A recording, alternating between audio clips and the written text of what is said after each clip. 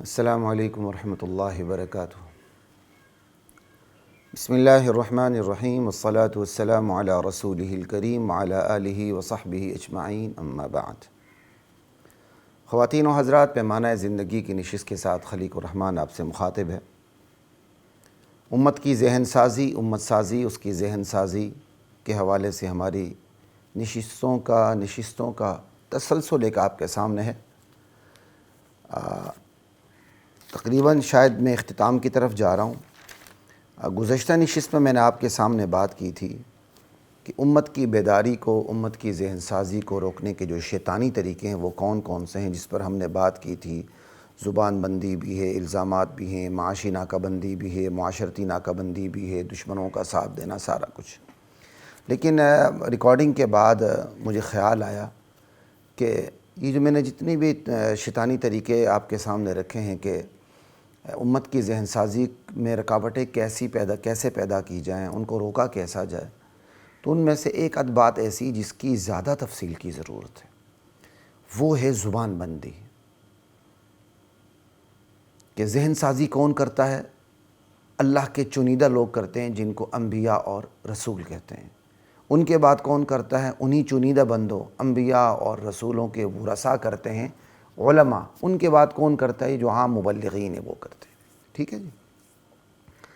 تو سب سے کامن حملہ، عمومی حملہ اور سب سے بڑا شیطانی طریقہ ذہن سازی کو روکنے کا یہ ہے زبان بندی۔ کہ بندہ اپنی زبان سے، اپنے منہ سے کلمہ حق ادا ہی نہ کرے، بات ہی نہ کرے۔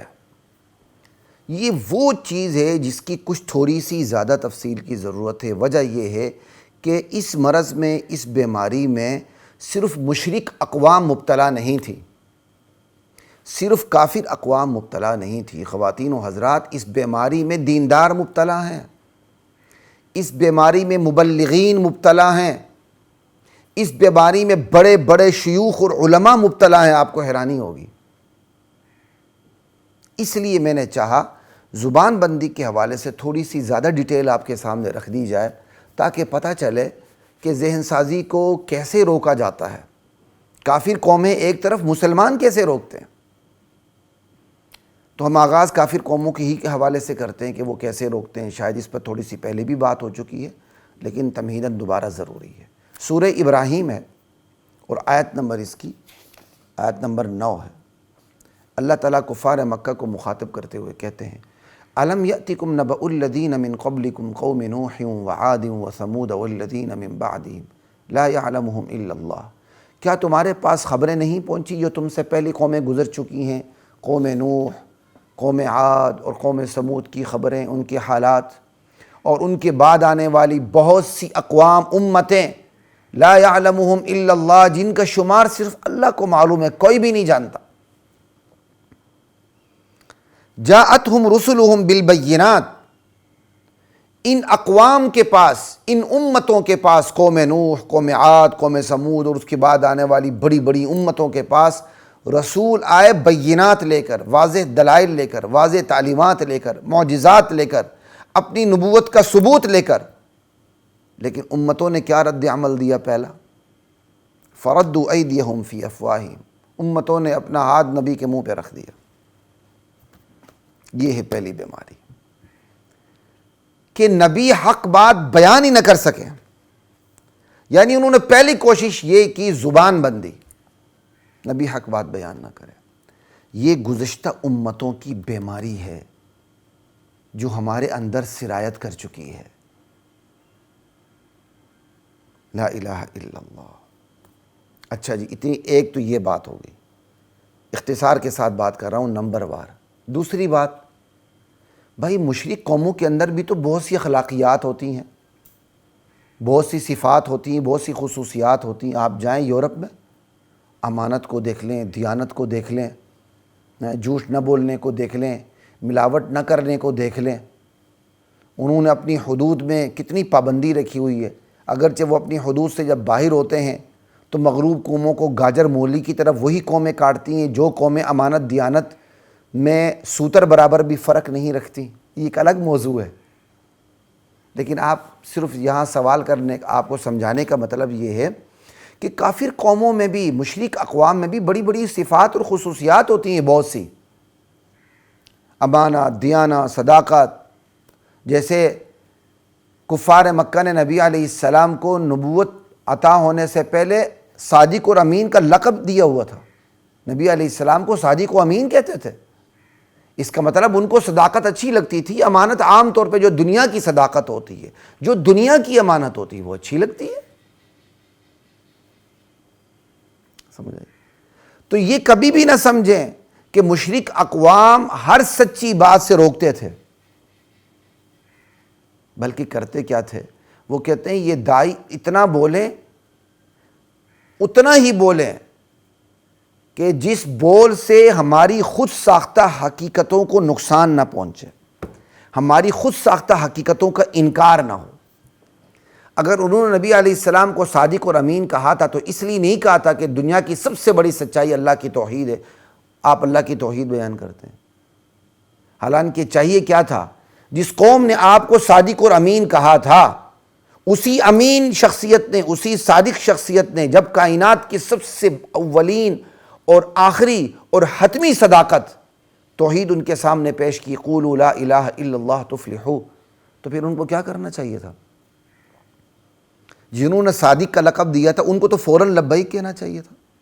جنہوں نے امین کہا تھا ان کو تو فوراً ہی آمنا، سمعنا، اطعنا کہنا چاہیے تھا، صدقنا کہنا چاہیے تھا. لیکن سب سے پہلے انہوں نے مخالفت کی. تو کیا پتہ چلا؟ مشرک اقوام جو انبیاء کو بولنے نہیں دیتے تھے، وہ یہ نہیں کہ ہر چیز بولنے نہ دیں، وہ چاہتے تھے کہ یہ حق بات نہ کرے. کون سی بات؟ اتنا ہی بولیں جس سے ہماری خود ساختہ حقیقتیں جو ہم نے بنائی ہوئی ہیں انہیں نقصان نہ پہنچے، ان کا انکار نہ ہو. لا الہ الا اللہ اللہ.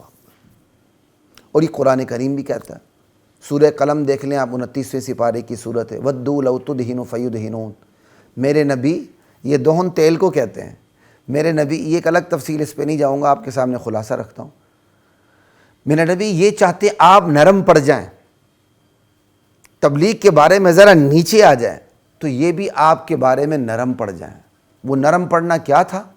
تفسیر عثمانی تک کھول لیں، مولانا شبیر احمد عثمانی کی، آپ کو پتہ چل جائے گا. دیگر تفاسیر بھی دیکھ لیں. مشرکین مکہ چاہتے تھے کہ آپ اللہ کی عظمت بیان کریں، ہم آپ کو منع نہیں کرتے، اے محمد آپ جتنی مرضی بیان کریں صلی اللہ علیہ وسلم، لیکن اللہ کی توحید بیان کرتے ہوئے ہمارے معبودوں کی نفی نہ کریں کہ ان کے پاس یہ اختیارات نہیں ہیں، ان کی یہ صفات نہیں ہیں. سمجھ آئی؟ یعنی وہ چاہتے تھے کہ رسول اللہ الا اللہ پہ زور لگائیں، لا الہ نہ کہیں. لا الہ سے ان کے معبودوں پہ چوٹ پڑتی تھی. وہ الہ کے معنی کو سمجھتے تھے کہ الہ معبود کو کہتے ہیں، الہ مطاع کو کہتے ہیں، الہ مشکل کشا کو کہتے ہیں، الہ حاجت روا کو کہتے ہیں، الہ دور و نزدیک سے یکساں طور پر پکار کو سننے والے اور اس پر جوابی کارروائی کرنے والے کو کہتے ہیں. وہ تو خدائی اختیارات اپنے الہ کو دیتے تھے. یہ سورہ صاد میں آپ دیکھ لیں، اجعل الآلہۃ الہا واحدہ، تمام الہوں کو چھوڑ دیں، صرف ایک الہ بنا ہے. لا الہ الا اللہ. 23واں سپارہ ہے.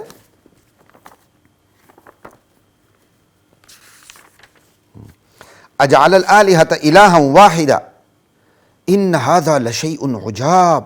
یہ تو بڑی عجیب بات ہے، تمام الہوں کو چھوڑ کے صرف ایک اللہ کو الہ بنا لیں بس. اللہ اکبر.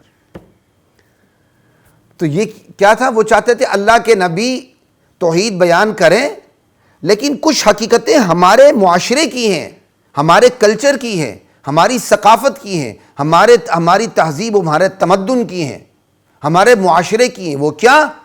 ہم جن کی عبادت بجا لاتے ہیں، جن کے نام نظر نیاز دیتے ہیں، جن کے نام چڑھاوے چڑھاتے ہیں، ان کے اختیارات کی نفی نہ کریں. یہ نہ کہیں کہ وہ نظر نیاز کے مالک نہیں، ان کو نظر نیاز نہیں دی جا سکتی، ان کے پاس یہ خدائی اختیارات نہیں ہیں.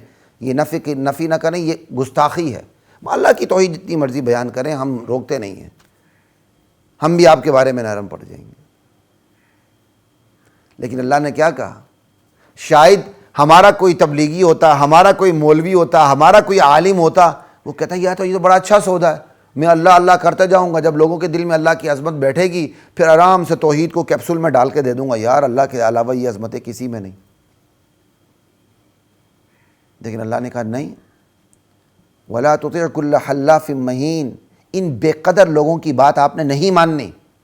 توحید شروع ہی غیر اللہ کی عظمتوں کو اور اختیارات، خدا اختیارات کی نفی سے ہوتی ہے۔ وہ توحید ہی نہیں جس میں اللہ کے علاوہ ہستیوں سے خدائی اختیارات کی نفی نہ کی جائے۔ وَلَقَدْ أَنزَلْنَا